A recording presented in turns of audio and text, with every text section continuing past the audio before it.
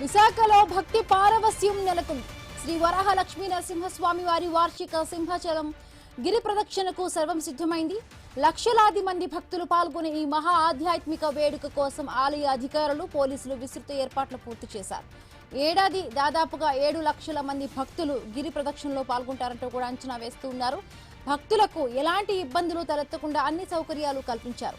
మధ్యాహ్నం 2 గంటలకు తొలి పావంచ వద్ద ఆలయ అనువంశిక ధర్మకర్త గోవా గవర్నర్ పూసపాటి అశోక్ గజపతిరాజు స్వామివారి రథాన్ని ప్రారంభిస్తారు. అనంతరం కొబ్బరికాయ కొట్టి భక్తులు గిరి ప్రదక్షిణను ప్రారంభించనున్నారు. తొలి పావంచ నుంచి అడవివరం, కొత్త గోశాల, jail road, Hanumanthabaka junction, Madhavadhara జాతీయ రహదారి, NDA junction, NSTL Narasimhanagar, Simhapuri, Prahladapuram, పాత గోశాల మీదుగా తిరిగి తొలి పావంచ వరకు మొత్తం 32 కిలోమీటర్ల మేర గిరి ప్రదక్షిణ కొనసాగనుంది.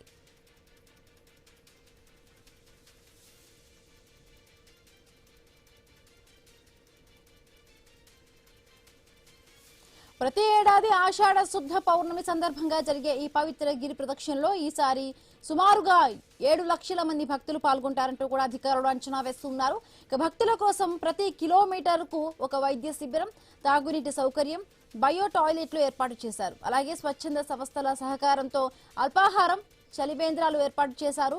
సింహాచలం గిరి ప్రదక్షిణ చరిత్రలో తొలిసారిగా స్వామివారి నమూనాలతో 3 ప్రారంభ కేంద్రాలను ఏర్పాటు చేశారు. భక్తులు ఎక్కడి నుండి అయినా కూడా ప్రదక్షిణ ప్రారంభించిన అదే కేంద్రానికి తిరిగి చేరుకునేలా ప్రత్యేక ఏర్పాట్లు చేశారు.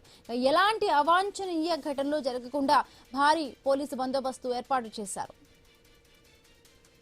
రైట్, మరిన్ని పూర్తి అప్డేట్స్ మా కరెస్పాండెంట్ రాజు అందిస్తారు. రాజు, గుడ్ మార్నింగ్ హెంబిందు. ఏదైతే విశాఖపట్నంలో ప్రముఖ ఆధ్యాత్మిక కేంద్రం, పుణ్యక్షేత్రం అయినటువంటి సింహాచలం సింహగిరి కొండ మీద వెలిసినటువంటి శ్రీ వరాహ లక్ష్మీ నరసింహస్వామి గిరి ప్రదక్షిణ కార్యక్రమం మరి కాసేపట్లో విశాఖపట్నం సింహాచలంలో ప్రారంభం కాబోతుంది. సింహగిరి కొండ ప్రారంభంలో ఉన్నటువంటి తొలి పావంచ వద్ద అయితే ఆ సాంప్రదాయ ప్రకారం కూడా ఈరోజు మధ్యాహ్నం 2 గంటలకి ఆ స్వామివారి రథాన్ని అయితే ఆలయ అనువంశిక ధర్మకర్త గవర్నర్ అయినటువంటి పూసపాటి అశోక్ గజపతిరాజు కుటుంబ సభ్యులతో సహా ఈ రథాన్ని అయితే ప్రారంభిస్తారు. అనంతరం భక్తులు అయితే అక్కడి నుంచి గిరి ప్రదక్షిణలో పాల్గొనడం జరుగుతుంది. దాదాపు 32 కిలోమీటర్లు నిర్వహించేటువంటి గిరి ప్రదక్షిణ పూర్తి ఆధ్యాత్మిక చింతనతో, భక్తి భావంతో, భక్తి శ్రద్ధలతో సాగుతుందని చెప్పుకోవచ్చు. కాళ్లకు చెప్పులు లేకుండా మండు టెండలో కానీ వర్షం పడినా కూడా ఆగకుండా భక్తులందరూ కూడా భక్తి పారవస్యంతో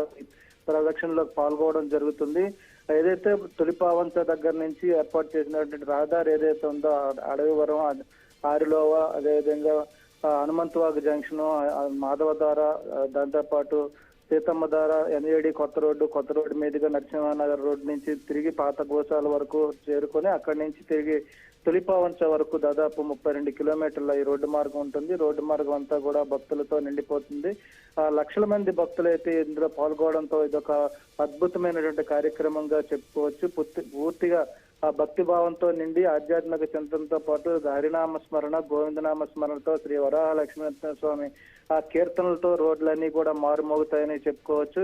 24 గంటల పాటు సాగేటువంటి ఈ గిరి ప్రదక్షిణ ఉత్తరాంధ్రలో అత్యంత ప్రధానమైనటువంటి ఆధ్యాత్మిక వేడుకగా చెప్పుకోవచ్చు. దీనికైతే ప్రతి ఏడాది కూడా ఆషాఢ శుద్ధ పౌర్ణమి నాడు ఈ గిరి ప్రదక్షిణ చేయడం అనేది సాంప్రదాయంగా వస్తున్న నేపథ్యంలో అదే వరవడిలో ఈ ఏడాది కూడా ఈ రోజు అయితే ప్రారంభం కాబోతుంది. గత అనుభవాలని దృష్టిలో పెట్టుకొని అధికారులు అయితే ఎలాంటి అవాంఛనీయ సంఘటనలు జరగకుండా ఏర్పాట్లు చేశామని చెప్తున్నారు. గత ఏడాదితో పోల్చుకుంటే ఈ ఏడాది భక్తుల సంఖ్య కూడా విపరీతంగా పెరిగే అవకాశాలు ఉన్నట్టు అంచనా వేస్తున్న నేపథ్యంలో ఏఐ ఆధారిత అటెండెన్స్ ను కూడా ఇందులో తీసుకోవడం జరుగుతుంది. ఎంతమంది వాస్తవంగా భక్తులు పాల్గొన్నారు అనేది కూడా లెక్కించే ప్రక్రియ కూడా ఏ ఆధారంగా చేస్తున్నట్టుగా తెలుస్తుంది. మరోవైపు ఎలాంటి అవాంఛనీయ సంఘటనలు అంటే దొంగతనాలు కానీ ఇతర అసాంఘిక కార్యకలాపాలు జరగకుండా పోలీసు బందోబస్తు అయితే పూర్తి స్థాయిలో ఏర్పాటు చేయడం జరిగింది. అదేవిధంగా రాత్రి సమయంలో ఎలాంటి ఇబ్బందులు లేకుండా ఈ గిరి ప్రదక్షిణలో పాల్గొనేటువంటి భక్తులకు ఇబ్బందులు లేకుండా విద్యుత్ లైట్లు కూడా ఏర్పాటు చేయడం జరిగింది. అదేవిధంగా అడుగడుగునా తాగునీటి సౌకర్యంతో పాటు బయో టాయిలెట్లు, వైద్య శిబిరాలు ఏర్పాటు చేశారు. అదేవిధంగా స్వచ్ఛంద సంస్థల సహకారంతో పూర్తి స్థాయిలో అయితే అల్పాహారాల పంపిణీ కావచ్చు, ఇతర సేవలు కూడా వినియోగించుకుంటున్నారు. పూర్తిగా ప్లాస్టిక్ రహిత గిరి ప్రదక్షిణగా దీన్ని అయితే తీసుకోవడం జరిగింది. ఎక్కడ కూడా ప్లాస్టిక్ వాడకుండా జాగ్రత్తలు తీసుకుంటున్నట్టు ఇప్పటికే జీవీఎంసీ కమిషనర్ కేతన్ గారు కూడా ప్రకటించడం జరిగింది. అదేవిధంగా ఆలయ అధికారులు, రెవెన్యూ అధికారులు, పోలీసు, ఫైరు, ఇతర శాఖల, వైద్య శాఖల అధికారులు అందరూ కూడా సమన్వయంతో ఈ కార్యక్రమాన్ని అయితే విజయవంతం చేసేందుకు పూర్తి స్థాయి ఏర్పాట్లు చేశారని చెప్పుకోవచ్చు. Right, thank you.